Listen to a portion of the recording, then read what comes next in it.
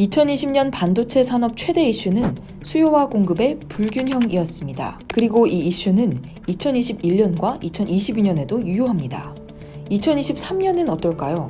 전문가들은 칩 생산 시설의 증가와 공급망 개선을 통해 이 수요와 공급의 문제는 어느 정도 해소될 것으로 보고 있습니다. 그리고 이제 반도체 산업은 칩이 아닌 사람, 즉 인재 부족의 영역으로 진입하게 됩니다. 15세기와 16세기 유럽인들의 신학로 개척 시기를 대항해 시대, 영어로 Great Navigation Era라고 부릅니다. 그리고 2021년 팬데믹으로 인한 대량 퇴사를 Great Resignation이라 부르고요. 우리말로 하면 대퇴사 시대라고 표현할 수 있습니다. 그만큼 당시 직장을 그만둔 사람의 규모는 거대했습니다. 이렇게 한 차례 일어난 퇴사 폭풍의 여파는 지금도 이어지고 있고요. 경력이 순간적으로 단절되는 현상으로 인해 이후 재취업 단계에서 효율성이 훼손된 거죠. 칩 부족 사태를 겪은 이후 미국과 유럽 등 여러 국가는 제조시설을 자국 영손에 두기 위해 움직이기 시작했습니다. 그리고 삼성전자와 TSMC, 인텔 등 파운드리 기업을 포함한 다양한 반도체 기업들은 미국과 일본, 유럽, 인도, 싱가포르, 이스라엘 등 여러 국가의 칩 제조 공장, 즉 팹을 건설하기 시작했죠. 한국과 대만에 집중되어 있던 제조시설은 시간의 흐름에 따라 점차 전 세계로 분산되게 됩니다. 그리고 각 지역에는 이 팹을 관리하고 운영할 매우 많은 수의 인재가 필요하게 될 것입니다. 업계는 이 같은 급작스러운 인재 수요의 증가가 단기간 쉽게 해소되지 않을 것이라고 전망하고 있습니다.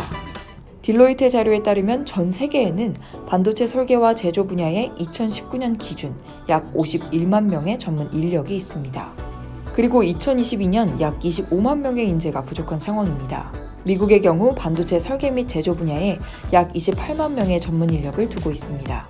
그리고 애리조나와 텍사스에 건설되는 칩 제조 시설은 5,000개 이상의 새로운 일자리를 창출할 것으로 보입니다. 참고로 삼성전자와 TSMC는 각각 텍사스와 애리조나에 공장을 지을 예정입니다. 많은 반도체 기업들이 인재를 채용하기 위해 무던히 애쓰지만 쉽지 않은 데에는 또 다른 이유도 있습니다. 반도체와 직접적으로 연결된 다른 산업 때문이죠. 인공지능, 에지 컴퓨팅, 로봇공학, 5G, 스마트 기기, 자율주행 등의 분야에서도 반도체 도메인을 보유한 인력을 강력히 원하고 있습니다. 각자의 분야에서 성능을 극대화하기 위해선 그 근간이 되는 칩을 이해해야 하고 궁극적으로 스스로 칩을 설계하는 역량을 보유해야 하기 때문이죠. 가장 대표적인 예가 테슬라인데요.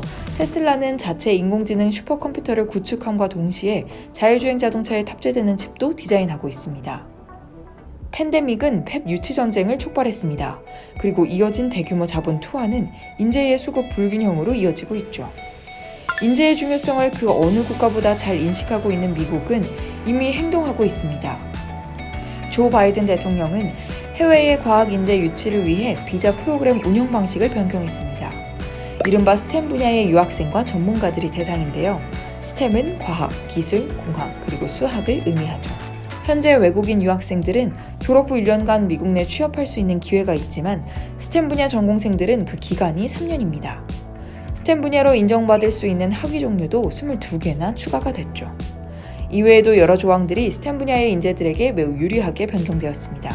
미국과 반도체 전쟁을 벌이는 중국도 인재를 확보하기 위해 필사적입니다. 미국의 스템 전공 중국인을 고국으로 돌아오게 하는 것도 전략 중 하나죠.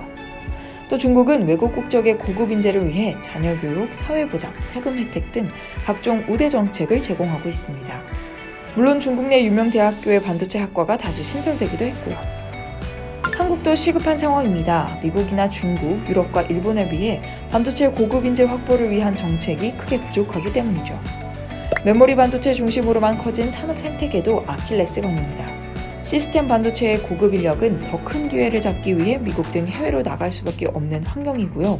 절대적으로 부족한 반도체 학과 정원 문제도 가장 빠르게 해결되어야 할 과제로 꼽히고 있습니다. 특정 분야의 인재를 한 곳에 모이게 하는 일은 매우 어렵습니다. 학계, 정계, 그리고 산업계의 호흡이 맞아떨어져야 하며 하나의 고리만 약해도 인재 육성 로드맵은 쉽게 무너져버리기 때문이죠. 반도체 기업의 기업가치 역시 인재풀의 영향을 받을 수밖에 없는데요. 머니네버슬립에서도 이 반도체 분야의 인재 문제에 지속적으로 관심을 가지고 팔로우업하는 영상들을 업로드하도록 하겠습니다.